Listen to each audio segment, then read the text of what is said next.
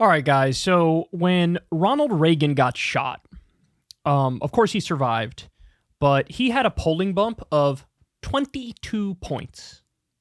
Now, as many analysts have pointed out, it was a temporary bump, right? Like, he went up a lot. People were looking in solidarity at the fact that they didn't want this guy to get shot, of course. So he skyrocketed, but then he did come back to Earth soon thereafter.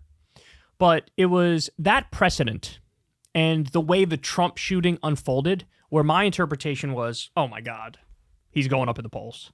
Now, I said roughly 5 points, I think it'll happen. I know we're more partisan these days than we were back then.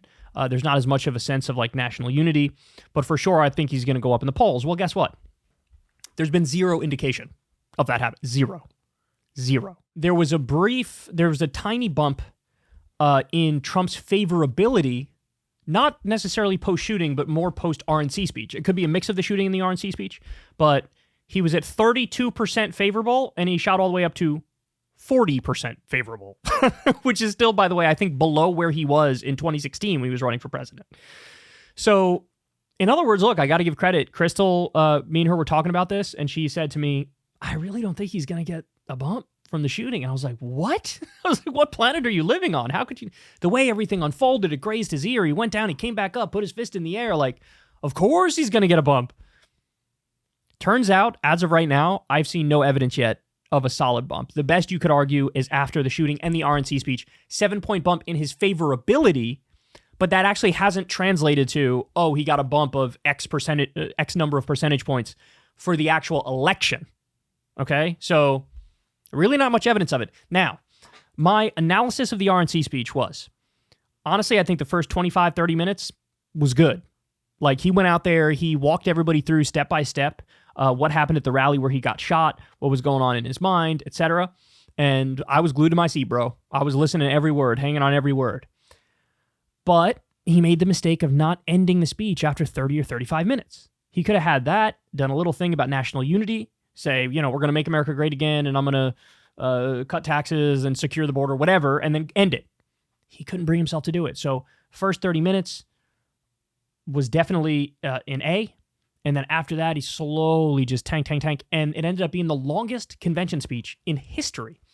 Second to Trump 2016, and I believe third was Trump 2020. He just kept rambling. And by the end of it, he was just classic Trump, like, on the campaign trail, talking about how much he hates immigrants and like pointing at people in the crowd and saying, isn't Dave great? Dave's a great guy. Isn't Dave great? Guess what? CNN did a focus group led by Republican pollster Frank Luntz after the Trump speech. And guess what? Everybody had the same reaction I just described that I had. Ready for this? Watch. So I always want to get it right. And I want to acknowledge I got it wrong last night. That I didn't realize how hostile they were to how long Trump went, to the language that he used. His teleprompter speech, wonderful. What he actually delivered, all the impromptu, was not so positive. I want to hear what they told you. Let's listen to this. Show of hands, how many of you would give Donald Trump's speech an A? One. How many would give him a B? 1, 2, 3. How many of you give him a C? And that's where you get everyone. Who would give him a D? 1, 2, 3 of you, 4 of you. And who would give him an F? So nobody flunks him. So in other words, C and D were the most picked in that focus group. C and D. Damn, bro. If he just cut her off after 35 minutes, everybody would have given him an A. Oh, my God. Surprised me because that's not what I thought. That's not what I saw. Because I was in the convention hall. And we have to be very careful who we surround ourselves with to give us an accurate impression. The core of what he said, bring the country together, focus on the future, get things done, the core is perfect. But the added stuff, the Trump stuff, the anger and the name calling simply doesn't sit well with them. And these are the people that Trump and Biden need to win. It's the last 4% of America. If they all swing one way or the other, they determine the election outcome. They were very disappointed with last night. Have they given some sense of a ticket that they would support? No, and that's the problem, is that normally if I bring you a problem, I have a solution. I can tell you where they don't have a solution. They want to start fresh, and they emphasize that.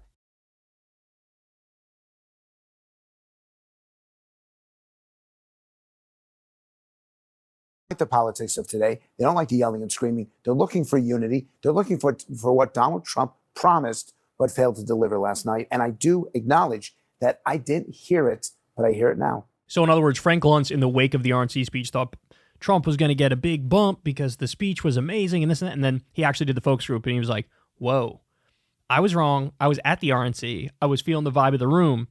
They don't like it. Like I said, they probably would have liked it if he cut it at 30, 35 minutes, but he didn't. He went on to ramble and do his normal Trump thing, and they were like, fucking, here we go again. Jesus Christ, bro. Ever react to the idea of the Democrats wavering on who should be the top of their ticket? They think that the wavering is correct. That debate destroyed their impression of Joe Biden. I know him. I know the man. I've known him for 20, 30 years, taught his son. So it gives me no pleasure to say that they want him to move on. They watched that debate. It was painful for them. They didn't think that Trump behaved presidentially, but they believe that Joe Biden is no longer presidential. Again, he's talking to these swing voters, bro. He's talking to the swing voters. You know, we all walked away from that debate going, oh my God, Biden's toast. Biden's done. Trump crushed him. But according to him, the swing voters are walking away going, yeah, Biden's toast. His brain doesn't work anymore. But Trump is really unpresidential, and I don't like him either. The idea of where this is all coming out certainly is not good news for the Biden-Harris ticket, but not necessarily for the Trump-Vance one either in America if they want to do over. Frank Luntz, thank you so much. Thank you. Again, this was before Biden stepped down. Guys, if the Democrats were smart enough to truly go with generic Democrats, there's no way Trump could win this race, even after the shooting. If they just went with generic Democrats, there's no way. Give me a J.B. Pritzker, Gretchen Whitmer ticket. Done, done, done, done, done. Put a fork in Trump. Now, I'm happy Biden stepped aside. Looks like we're going to get Kamala. Kamala's a better candidate than Joe, but there's still a race here with Kamala. But what's very interesting, the takeaway from this is these people really know Biden's cooked, and these people do not like Trump. They don't. It looks like I was wrong with his polling's going to shoot up after the shooting. No, what Crystal said is everybody knows Trump. Everybody has formed an opinion on Trump one way or the other. That's not going to change. And it looks like she was right. And if anything, the swing voters are still swinging. They're still like, motherfucker. They didn't like the speech, bro. They didn't like the convention speech. They didn't like it. We covered it the other day. The whole Hogan thing was crazy. Fucking Kid Rock. Like, Jesus. But anyway, this is not good. Usually after an RNC convention or a DNC convention, after any political convention, there's a big spike for the candidate. It looks like Trump ain't getting it because all the polls coming out now, the most recent poll I saw just after Biden dropped out, Kamala versus Trump, they were tied nationally. Biden was down 3 points. Kamala's tied nationally. So let's say Trump continues to not get his bump post-RNC convention, which looks likely. And then we have a DNC convention and Kamala does get a bump. It's a whole new ball game, y'all. Whole new ball game. Hey, y'all, do me a favor and like and subscribe. It helps out big time in the algorithm. Click the bell as well for notifications when videos drop. And watch that video on screen right now. You know you want to.